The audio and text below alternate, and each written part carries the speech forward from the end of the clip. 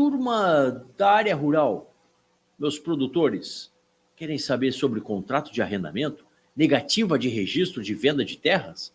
Esses e outros assuntos são respondidos a partir de agora, aqui no quadro Garantias Agrárias, com o nosso especialista, o doutor Arilei Mendes Filho, aqui no canal do Boca.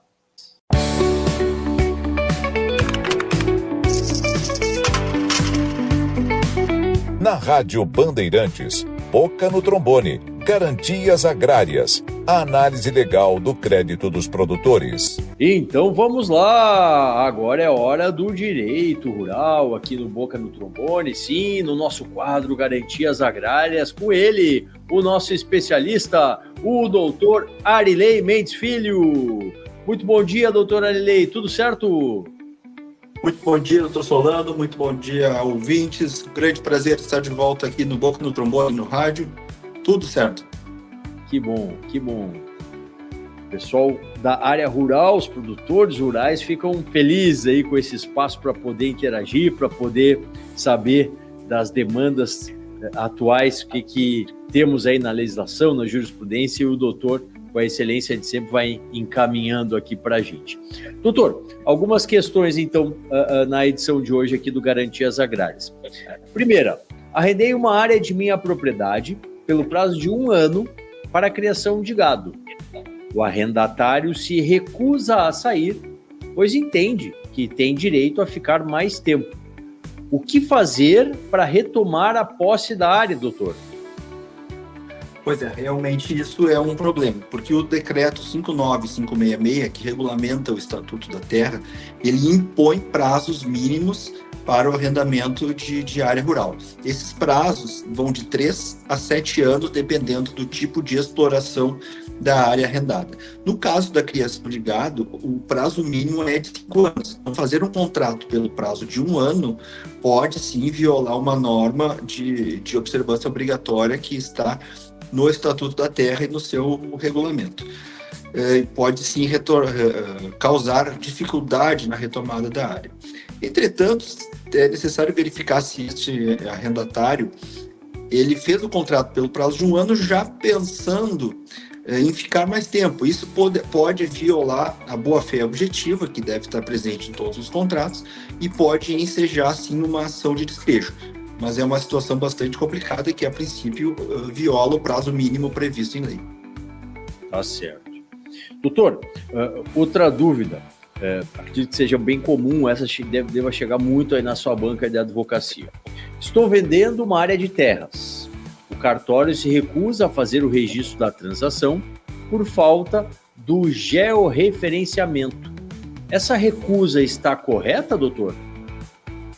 Pois é, o georreferenciamento, né, é um trabalho de medição e localização dos imóveis rurais que vem previsto numa lei lá no início dos anos 2000, e ele vem sendo obrigatório para todos os imóveis rurais de acordo com o tamanho. Então, iniciou-se com os imóveis maiores, acima de 5.000 hectares, e com o passar do tempo, essa exigência foi sendo colocada para imóveis de menor tamanho, e hoje, todos os imóveis rurais, uma área maior de que 25 hectares, precisam sim ter o georreferenciamento para que seja feita qualquer alteração na propriedade da matrícula, venda ou até mesmo uma permuta, um desmembramento, uma alteração dentro da matrícula do imóvel.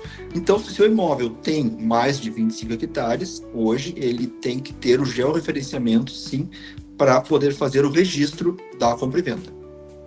Está conversando com o doutor Arilei Mendes Filho, ele que é nosso especialista no direito rural, assina o quadro Garantias Agrárias aqui no Boca no Trombone. Doutor, mais uma questão. Comprei um sítio e logo após recebi uma notificação para regularizar uma área que havia sofrido um dano ambiental causado pelo proprietário anterior.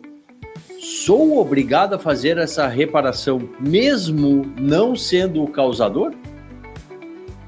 Sim, você é o responsável pela reparação do dano, né? Os proprietários das áreas rurais, eles também são responsáveis pela reparação do dano, porque o dano ambiental, ele segue o imóvel, então aquele que estiver na posse ou propriedade do imóvel, ele tem a obrigação de reparar o dano, e essa responsabilidade, nós chamamos no direito, é objetiva, ou seja, ela não depende da culpa daquele que vai ser responsabilizado. Mesmo que você não tenha causado o dano, você é o responsável juntamente com o causador.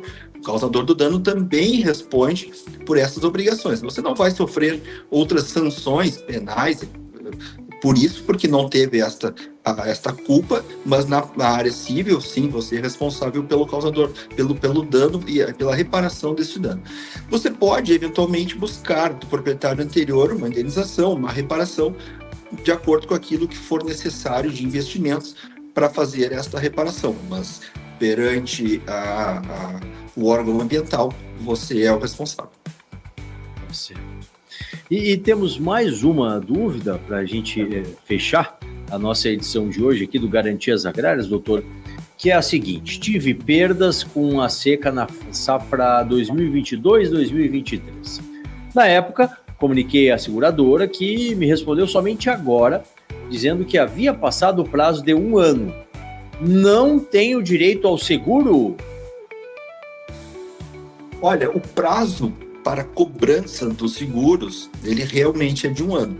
Mas é muito importante verificar que este prazo de 1 ano, ele só começa a correr a partir da resposta da seguradora. Então, a seguradora tem o dever de analisar o seu pedido, e esse seu pedido tem que ter sido feito de forma tempestiva, dentro do prazo do contrato, mas a seguradora tem a obrigação de analisar o pedido e respondê-lo. Isso se chama regulação, né? A seguradora tem que fazer a regulação do pedido. A partir desta resposta, você, se ela for negativa, evidentemente, você tem sim 1 ano para fazer a cobrança judicial do seguro. Então, o tempo que a seguradora levou para responder o seu pedido não está dentro desse prazo de 1 ano. Esse prazo só começa a correr da resposta da seguradora.